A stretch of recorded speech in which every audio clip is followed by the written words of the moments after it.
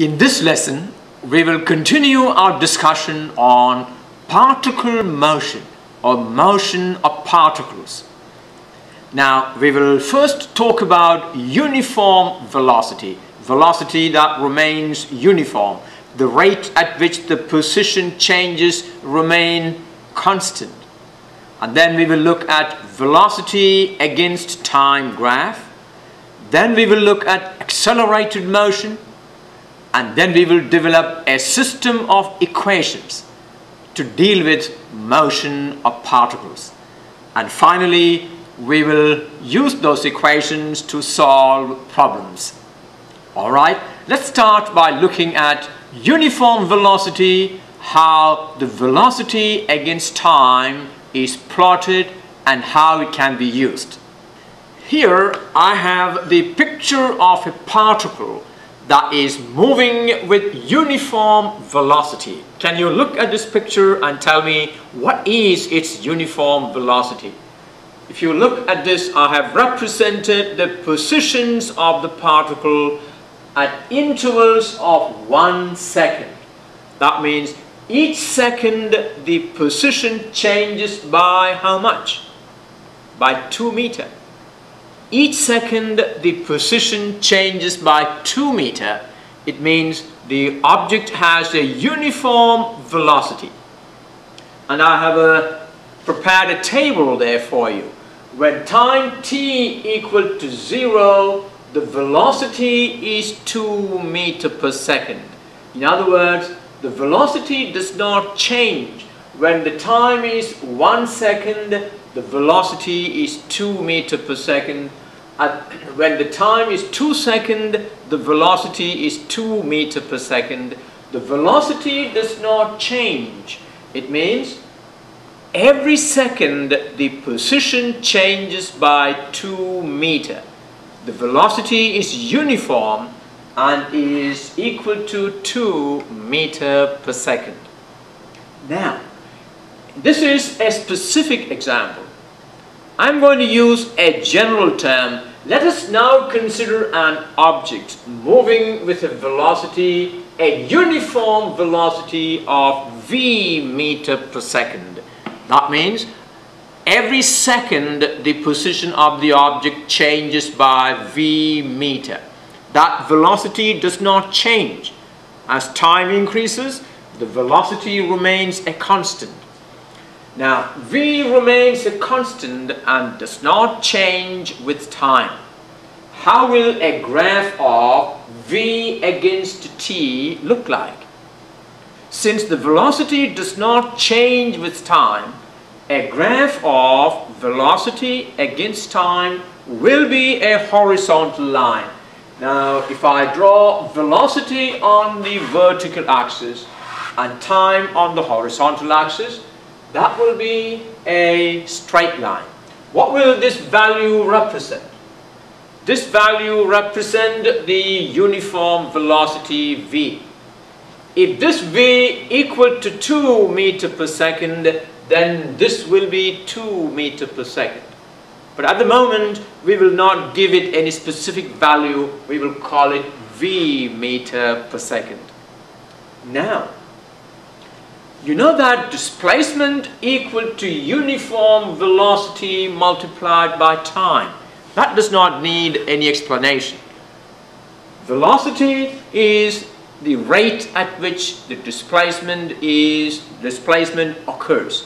Therefore, displacement will be uniform velocity multiplied by time. Now, that is x equal to v times t. Is that right? If v equal to x over t, then x equal to v multiplied by t. Now look at the area under the curve. I have just shaded that area.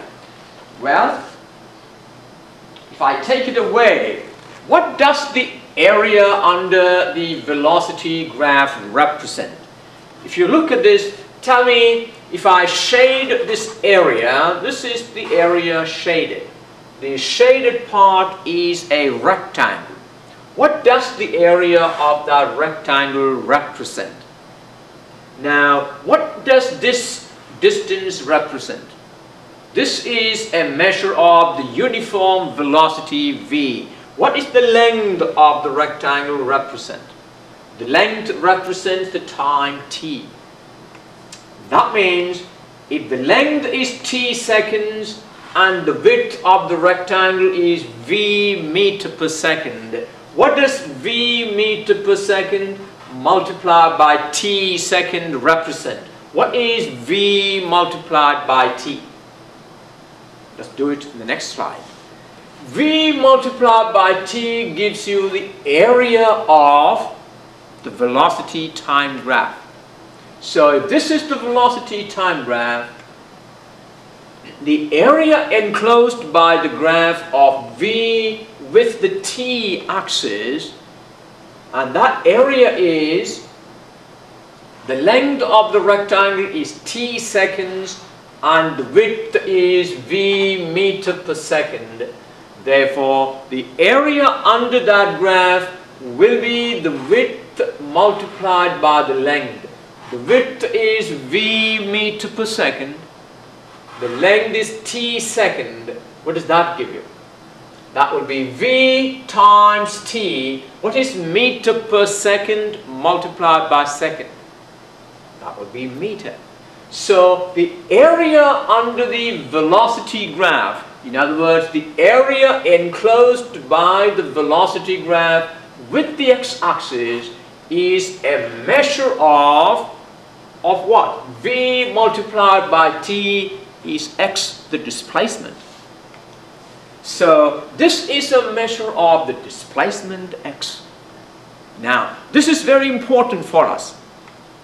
The area enclosed by the velocity graph with the time axis is a measure of the displacement of the moving object. Now tell me, is this true only if the velocity remains a constant? Not really. Now, if the velocity does not remain a constant, suppose I have a graph like this, velocity on the vertical axis, time on the horizontal axis, and suppose this is the velocity. Now, this is the velocity graph. In other words, the velocity increases, reaches a maximum, decreases, and so on. Now, in this case also, if you can measure the area enclosed by this graph with the t-axis, that will be a measure of the displacement. In other words, the area enclosed by the velocity graph with the time axis will be a measure of the displacement of the object. Very important concept.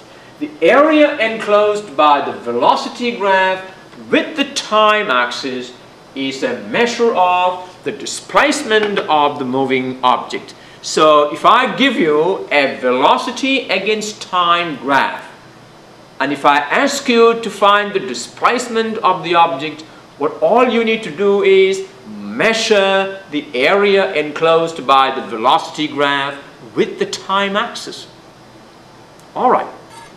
Now in calculus, area enclosed by the graph of a function with the x-axis has a particular meaning.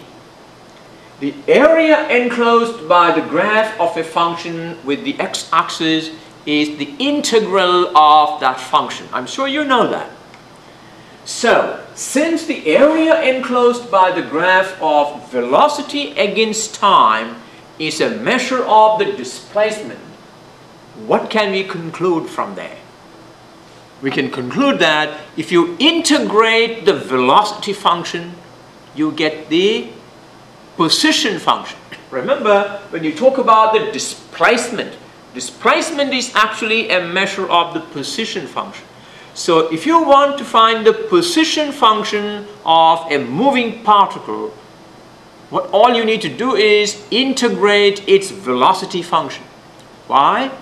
Because the graph of the velocity function, the area enclosed by the graph of the velocity function with the time axis is a measure of the displacement or the position function.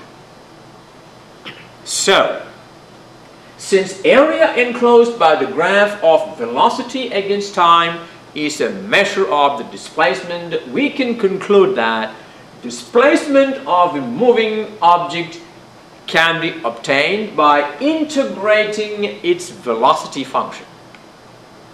In other words, x equal to integral v dt. What does that mean? The position function x as a function of time. Remember, x can be replaced by y when the motion is in the vertical direction. X as a function of time can be obtained by integrating the velocity function with respect to time. In other words, if this is the velocity function graph, then the area enclosed by that graph with the time axis is a measure of the position function. X equal to integral v dt. Now, if you want to find the displacement of a moving particle from a time t equal to t1 to t equal to t2, what all you need to do is write a definite integral from t1 to t2 of the velocity function. So x equal to integral t1 to t2 of v dt. That will give you the displacement of a moving particle from a time t equal to t1 to t equal to t2. Okay? Well, that's a very important information, and we will be using it as we move on.